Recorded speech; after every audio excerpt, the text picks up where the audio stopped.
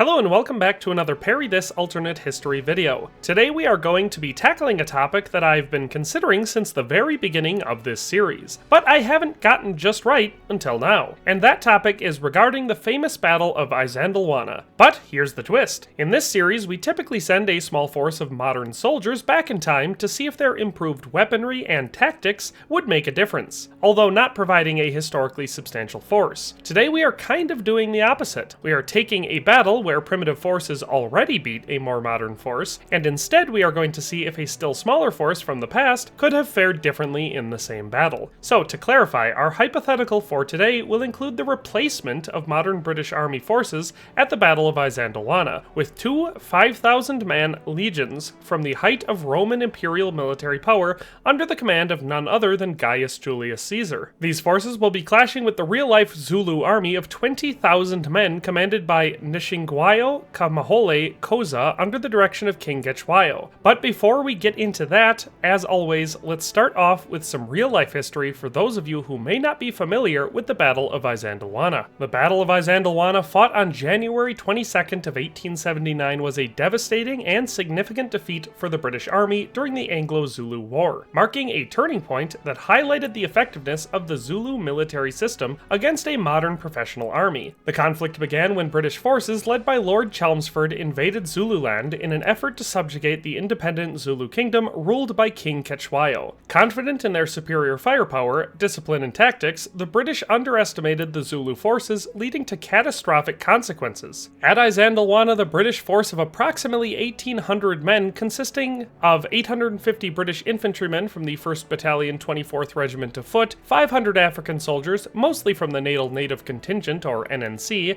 and 200 colonial volunteers and mounted troops along with their support staff. Lightly defended and poorly fortified, the British camp was vulnerable, relying heavily on modern weaponry such as Martini-Henry rifles, bayonets, and two 7-pounder artillery pieces. The Zulu army, numbering between 20,000 and 25,000 warriors and commanded by Ntshingwayo, kaMahole, Khoza under the direction of King Ntshingwayo, was divided into 3 regiments composed of warriors of varying ages. The British soldiers, armed with modern breech-loading rifles and artillery, struggled with ammunition supply issues as their tightly packed boxes required special tools to open, slowing resupply during the battle. The Zulu warriors, equipped with traditional weapons such as the Ikalwa or assegai, a short stabbing spear, longer throwing spears, and large cowhide shields, executed their famous Horns of the Buffalo tactic. This encircling maneuver divided the Zulu forces into 3 main components. The chest, or center, engaged the enemy head-on. The horns flanked and encircled them, and the loins remained in reserve behind the chest, ready to reinforce when necessary. Initially, British volleys of rifle fire inflicted heavy casualties on the advancing Zulu, but the overwhelming numbers of Zulu warriors, combined with their speed and encircling tactics, began to overwhelm the British position. As ammunition ran low and the Zulu horns swept around the British flanks, soldiers found themselves surrounded. Without adequate fortifications, such as trenches or barricades, the British defense collapsed under the sheer pressure of Zulu numbers. In the final stages of the battle, Zulu forces broke through multiple points of the British lines, and many British soldiers, inexperienced and overwhelmed, panicked and fled, only to be hunted down by Zulu warriors and killed and then brutally mutilated. Nearly the entire British force was wiped out, with over 1,300 British and colonial troops killed, including commanders Pauline and Durnford. Zulu casualties are estimated to be between 1,000 and 3,000 warriors, largely inflicted by British rifle fire and artillery. The victory at Isandlwana was a tremendous morale boost for the Zulu, showcasing their tactical prowess, speed, and discipline. However, it was short-lived, as the defeat galvanized the British Empire, leading to a reinforced and determined campaign to crush the Zulu kingdom. In contrast to the disaster at Isandlwana, the British defense at Rorke's Drift later the same day provided a much-needed boost to British morale. So, from the real historical events, we can learn a lot about this type of scenario. The main reason for the British loss here is truly overwhelming force. The Zulu outnumbered the British force by as much as 20 to 1, and while historical battles with similar odds have gone very differently, the British underestimated the Zulu and did not fortify their position at all. The Zulu attack was not measured, and they did not besiege the much smaller British force. They rushed them and overwhelmed them. Factors like ammunition being unavailable certainly hurt the British performance, but even with peak reloading abilities on those rifles, that small of a force would still have been overwhelmed and defeated without a force multiplier like battlefield fortifications. And this is not speculation. We have actual evidence from Rorke's Drift to prove this right. The Zulu also vastly outnumbered the British at that battle. The numbers were similar, with the Zulu once again outnumbering the British nearly 20-1. The same horns of the buffalo tactics were used, and the British were armed with the same weapons. However, at Rorke's Drift, the British were properly entrenched and fought a more disciplined fight, and won, despite the terrible odds. This is why I have decided against sending a small modern force backwards. The force that was there likely would have won the battle if they would have entrenched their position and fought like professional soldiers instead of sauntering in like cocky college kids with breechloaders expecting the locals to flee from their advanced weaponry and bright red uniforms. I think the approach we are taking here is far more interesting. A force much larger than what was historically present, but still less than half the size of the Zulu force, and from nearly 2,000 years in the past, replacing the Martini-Henry wielding British. Should be a far more interesting battle than a couple of British SAS squads with belt-fed machine guns mowing down 20,000 Zulus from a fortified position. So before we get into that hypothetical, let's first discuss our forces from the past. We'll talk about the real historical structure, equipment, and tactics of our Roman legions that will be meeting the Zulu on the battlefield today. Now, a Roman legion from the Imperial period could vary dramatically, as this was a period of time spanning hundreds of years, and so variation should be expected. At times, a Roman legion may be no more than 2,800 total men, and at times it could be more than 5,000. But to keep things simple for today, we are going to use the 5,000 man structure, and we will also assume a very standard set of equipment for our legionaries. Again, I know that there was a lot of variation in arms and armor for Roman legionaries, but we are going to standardize them for this video to keep things simple, especially because for the first time in this series, the weapons used by our time-traveling troops aren't actually the most important factor. So, 2 Roman legions, consisting of approximately 10,000 men, were highly structured and organized, reflecting the disciplined and hierarchical nature of Roman military forces. Each legion was composed of about 5,000 soldiers, subdivided into 10 cohorts, each containing approximately 480 men. These cohorts were further divided into centuries, with each century commanded by a centurion and comprising around 80 men. The leadership of a legion was anchored by a legatus, the overall commander, supported by 6 military tribunes who acted as senior officers. In total, a legion would include 60 centurions, one for each century. While the primary fighting force of a legion consisted of around 4,800 legionaries, in addition to the legionaries, there were approximately 1,000 auxiliary troops, non-citizen soldiers who provided their light infantry, cavalry, and archers. Additional personnel such as camp prefects, medical officers, engineers, and standard bearers rounded out the legion's complement, ensuring it was well supported for both combat and logistics. Roman legionaries were equipped with a range of weapons and protective gear tailored to close quarters combat and disciplined formations. The primary weapon of the legionary was the gladius, a short stabbing sword between 18 and 24 inches long, ideal for use in tightly packed formations like the testudo. Each legionary also carried 2 pila,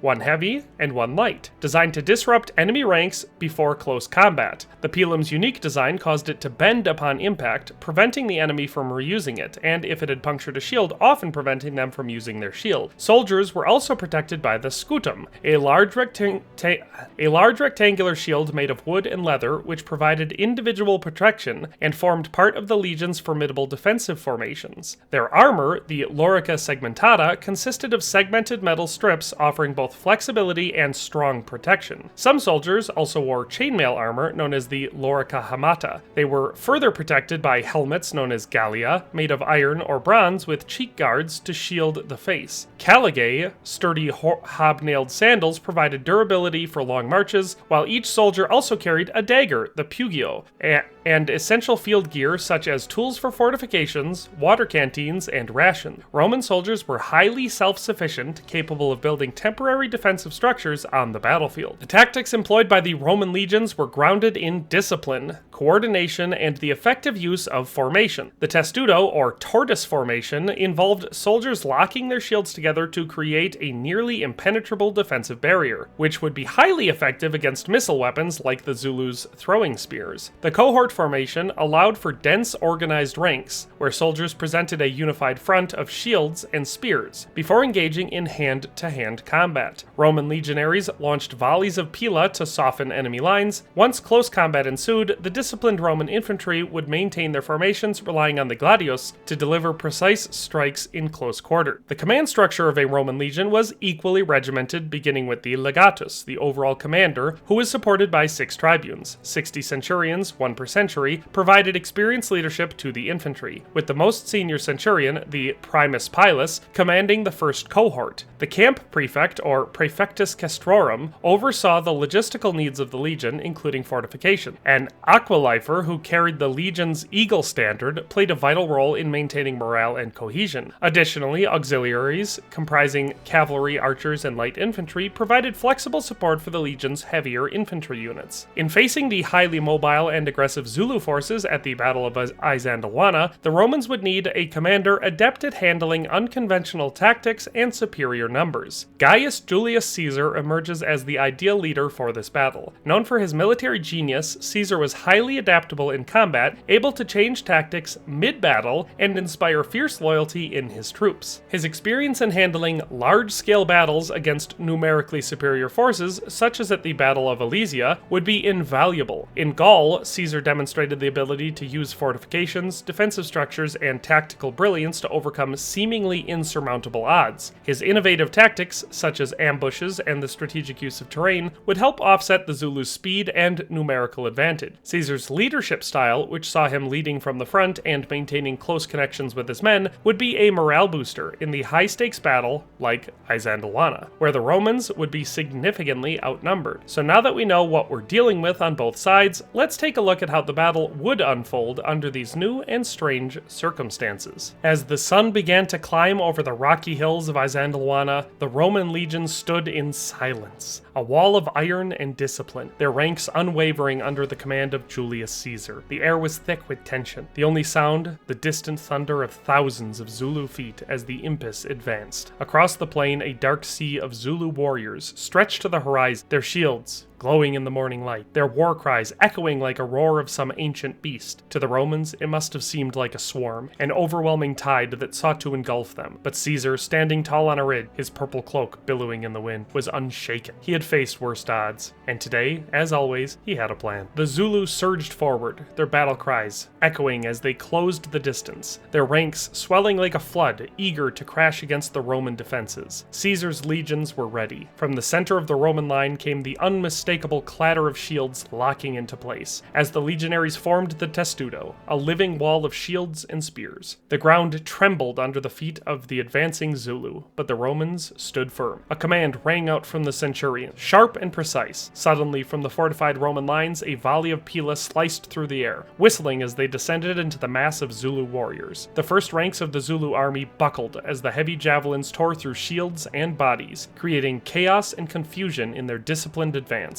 The Zulu warriors, undeterred by the devastating losses, pressed forward. The chest of the Zulu army, the heart of their assault, collided with the Roman center. The clash was thunderous. The Zulu charging headlong into the unyielding wall of Roman shields. Spears and swords met in a brutal, grinding melee. The Zulu fought with ferocity, their ikwa stabbing forward with deadly intent. But the Romans, disciplined and armored, held the line. Their gladi flashed in the morning light, short, precise thrusts punching through the gaps in Zulu defenses. The legionaries fought with mechanical precision, their line rotating seamlessly to prevent fatigue, as fresh soldiers took the place of those who had spent their strength. Blood flowed freely, painting the rocky ground in a scene of chaos and death, but the Roman line did not break. On the flanks, the Zulu horns had begun their wide sweep, attempting to encircle the Roman position, as they had done so many times before to devastating effect. But Caesar had anticipated this. Along the Roman flanks, ditches and earthworks disrupted the Zulu charge, breaking their momentum. Auxiliary archers positioned along the Roman wings loosed volley after volley of arrows into the advancing Zulu. But soon the warriors reached them. The lightly armored archers were quickly overwhelmed, their bows no match for the close-quarter ferocity of the Zulu. Caesar watched as his archers fell, but he did not flinch. This was part of the plan. Seeing the Zulu pressing hard on his flanks, Caesar raised his arm, his voice ringing out with calm authority. At once the legions responded. The testudo testudo formation shifted with the precision of a well-oiled machine, the centurions barking orders as the legionaries pivoted to face the new threat. The Zulu, sensing victory as they charged the Roman sides, found themselves met once again by the impenetrable wall of shields. Throwing spears rained down on the Romans, but they bounced harmlessly off the locked shields of the testudo, and the few that struck found little purchase against the Roman armor. The Zulu horns, now funneled into narrower lanes by the Roman fortifications, were forced to engage directly with the Roman infantry. Here their mobility and speed were nullified. The Romans, heavily armored and equipped with superior weapons, cut through the Zulu warriors with brutal efficiency. The air was thick with the clang of steel on steel, the cries of the wounded, and the desperate grunts of men locked in mortal combat. For the Zulu, the tide of battle had turned. What had started as a confident surge had become a grinding, bloody stalemate. Caesar, ever vigilant, rode along the ridgeline on his horse, his eyes narrowing as he scanned the battlefield. He could see the Zulu numbers beginning to dwindle, their movements less coordinated, their attacks less fierce. The Roman legions, still rotating their front line, remained strong. At a signal from Caesar, the legionaries in the center began to push forward, their shields still locked, their swords stabbing out with lethal precision. The Zulu chest, exhausted from hours of fighting, faltered. Slowly, inevitably, they were driven back. By now the sun was high, beating down on the field of battle. Bodies littered the ground, and the air was thick with the scent of blood and sweat. The Zulu warriors, once a relentless wave, were now a broken force, their momentum shattered against the unyielding discipline of the Roman legions. Caesar knew the time had come. He raised his sword high, and with a shout that echoed across the battlefield, the Roman legions surged forward. The testudo dissolved, and the Romans advanced in open ranks, their swords flashing as they drove the Zulu warriors before them. The ground shook as the Roman counterattack gathered momentum, the Zulu ranks breaking under the weight of the Roman onslaught. The final moments of the battle were a rout. The Zulu, having spent their strength, began to retreat in disarray. Those who tried to stand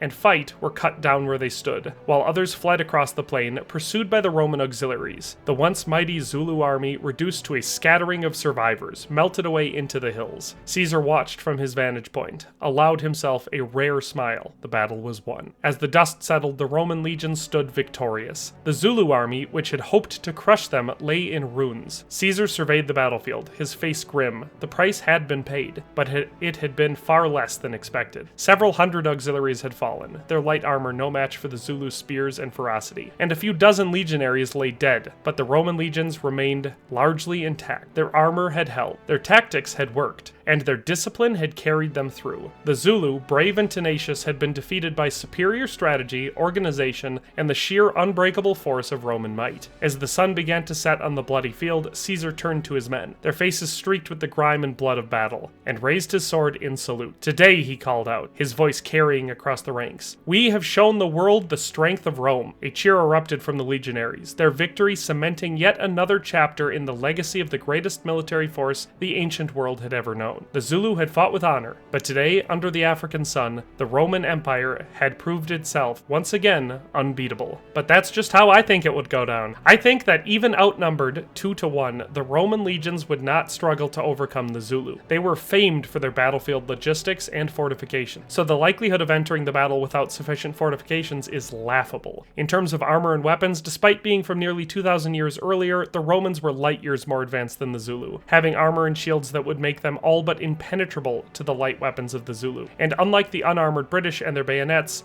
the Roman legions were specifically designed and trained to fight at close quarters. On top of all of this, despite the excellent battlefield tactics deployed by the Zulu, they simply weren't flexible enough to compete with the flexibility and cohesion of the legion system. The command structure, communication, and organization of the legions would be all but impossible for the Zulu to overcome. And this outcome is, of course, only the most likely if you assume that the Zulu followed through with their attack, and fought aggressively, committing themselves to the fight fully, which I believe is somewhat likely since they were fighting a defensive engagement trying to repel invaders. However, there is always the chance they would simply avoid the legions and attempt to skirmish over a longer period of time, starve them out, or possibly would retreat after their first failed assault, and not suffer such catastrophic loss. It should not be assumed that the Roman legions would lose in any of those situations, as they were highly mobile, adaptable, and famous for their organization and logistics. As far as historical historical significance, the changed outcome of this battle would be minimal. Sure, the battle would have gone differently, possibly resulting in the total annihilation of the Zulu army, but that all happened anyway. Later that day at Rorke's Drift, the British won, and then in the following weeks and months, the British army committed even more resources and manpower and utterly crushed the Zulu in short order anyway. So this battle going differently would have likely changed very little in the grand historical scheme of things. But that is all for today. I hope you enjoyed this video, and as always, if you did, I ask that you please subscribe to the channel and like the video, as that is how YouTube decides what is good and such. Also, I would love to hear from you. Do you think the battle would have gone like this, or do you think I overestimate or underestimate one or more of the factors in this hypothetical battle? I would also love to hear if you liked this opposite approach to alternate historical battles. I have a few more ideas like this already that I could try if you're interested, so let me know. But in any case, thanks for watching, and I'll see you on the next battlefield.